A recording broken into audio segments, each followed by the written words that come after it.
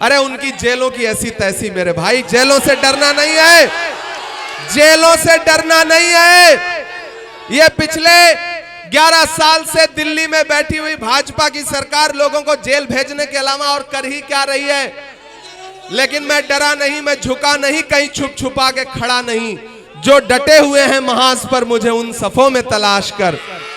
मेरे भाई, ये डरने का वक्त नहीं है, ये लड़ने का वक्त है कि अदावत है, सियासत है, परिंदा है, शिकारी है। अदावत है, सियासत है, परिंदा है, शिकारी है, मगर इन सारी चीजों पर मोहब्बत अब भी भारी है। अगले 1 मिनट आप, हाँ, चाय वाला भी सुनाएंगे, सब सुनाएंगे, सारा सुनाएंगे, लेकिन पहले संजीदगी से मेरी एक बात सुनो, मेरी एक बात सुनो, मेरे नौजवान साथियों, खास तौर से मेरी एक बात सुनो कि महान बादशाह सिकंदर ने जब यूनान जीता ना, तो जीत का जश्न मनाने के लिए शहर की सड़कों पर निकला। तो उसने देखा कि पूरा शहर तो जश्न मना रहा है, लेकिन एक फकीर आदमी बेखबर होकर के सो रहा है। सिकंदर को गुस्सा आ गया। सिकंदर अपने घोड़े से उतरा और उस सोते हुए फकीर के पास गया और उसको जोर की एक लात मारी और लात मार के कहा कि क्यों रे फकीर, मैंने शहर जीत लिया और तू सो रहा है। उस फकीर इंसान ने उनींदी आंखों से सिकंदर की तरफ देखा और देख करके कहा कि शहर जीतना बादशाहों का काम है, लेकिन लात मारना गधे का काम है। नारा लगा करके आए थे, बहुत हुई महंगाई की मार, अब की बार मोदी सरकार। हालत क्या हुई, 58 रुपए का पेट्रोल 100 रुपए के पार हो गया कि नहीं हो गया। ये महंगाई कम करने की बात करने वाली भाजपा और नीतीश की सरकार कफन तक पर जीएसटी लेती है, कफन तक पर। मैं आपका इमरान हूं, मैं आपके मुद्दों पर देश की पार्लियामेंट से लेकर के सड़क तक पर लड़ता हूं। जाले वालों, मैं आपसे यह कहने के लिए आया हूं कि याद करो 2022 को 7 सितंबर का वो शाम, जब कन्याकुमारी में समंदर के किनारे खड़े होकर के मोहब्बत के मसीहा राहुल गांधी ने कहा था कि भाजपा पूरे देश में नफरत का केरोसिन छिड़क रही है, मैं इस नफरत के खिलाफ कन्याकुमारी से कश्मीर तक पैदल चलूंगा। 4000 किलोमीटर राहुल गांधी पैदल चले।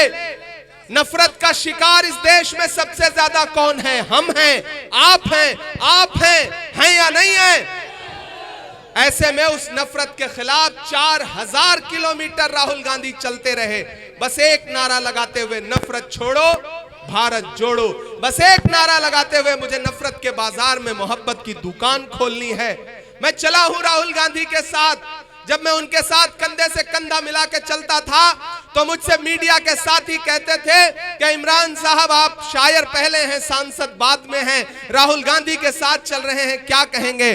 तब मैं कहता था कि जो हर जालिम से टकराएगी वो आंधी बनाऊंगा, जो हर जालिम से टकराएगी वो आंधी बनाऊंगा। नए अंग्रेज आए हैं, नया गांधी बनाऊंगा। हमने देखा है राहुल गांधी के माथे का बहता हुआ पसीना, हमने देखा है राहुल गांधी के पैर के छाले। मेरे भाई, आप तो इस बात पर ईमान रखते हो ना कि मजदूर का पसीना सूखने से पहले उसकी मजदूरी उसे दे दी जाए। रखते हो या नहीं रखते हो? मैं रखता हूं इस बात पर ईमान। मेरा भरोसा है कि मजदूर का पसीना सूखने से पहले उसकी मजदूरी उसे दे दी जाए। तो मैंने देखा है राहुल गांधी के पैर के छाले, मैंने देखा है राहुल गांधी के माथे का बहता पसीना। आज मैं जाले में आपसे राहुल गांधी की मजदूरी मांगने के लिए आया हूं। और राहुल गांधी ने ऋषि मिश्रा को अपना नुमाइंदा बना करके आपके बीच में भेजा है। इसलिए अपना एक एक वोट लेकर के 6 नवंबर को घरों से बाहर निकलिए।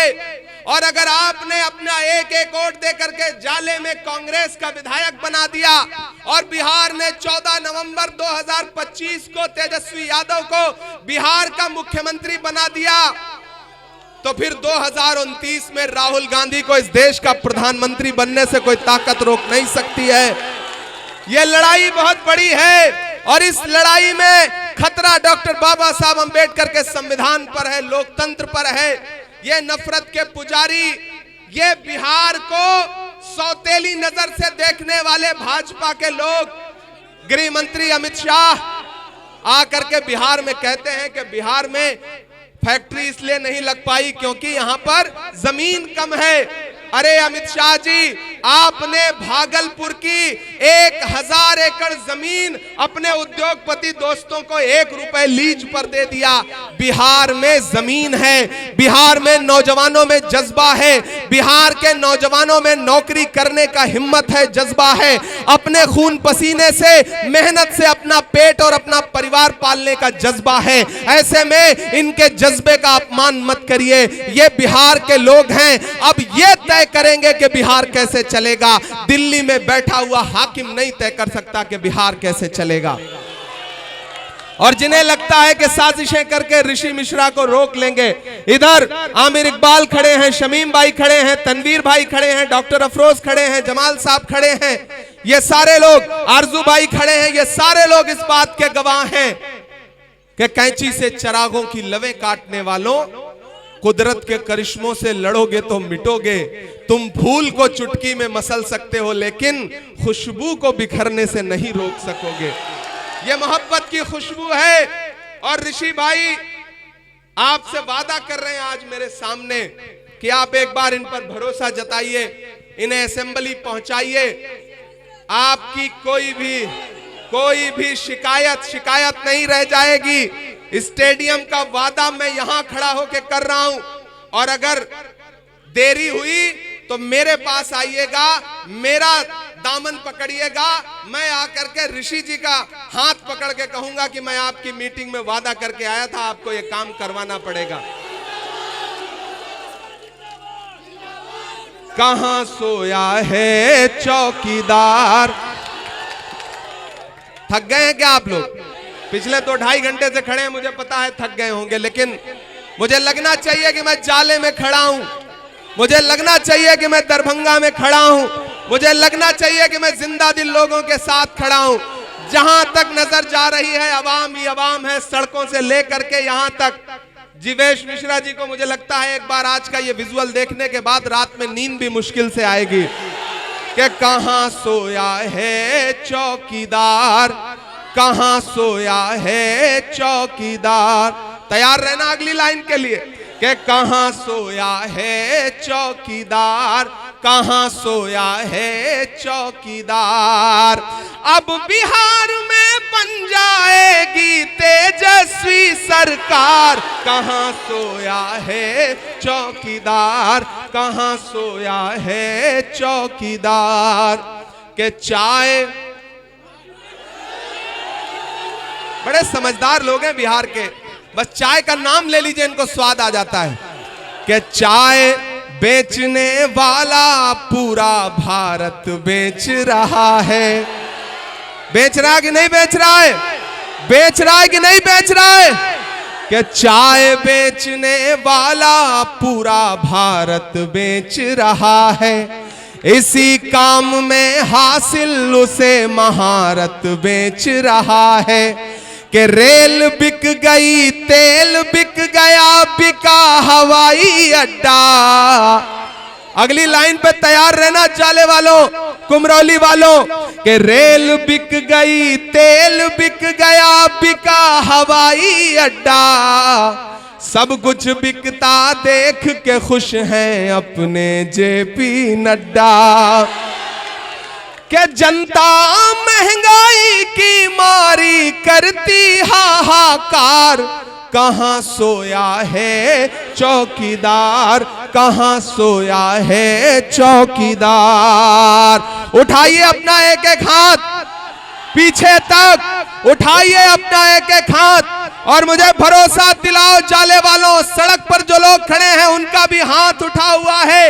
ये बताता है कि आप किस तरह महागठबंधन के लिए दीवाने हैं, किस तरह कांग्रेस प्रत्याशी ऋषि मिश्रा को जिताने जा रहे हैं। और ईवीएम में 1 नंबर पे, मतलब पहले से ही 1 नंबर पर है, पहले से ही 1 नंबर पर है।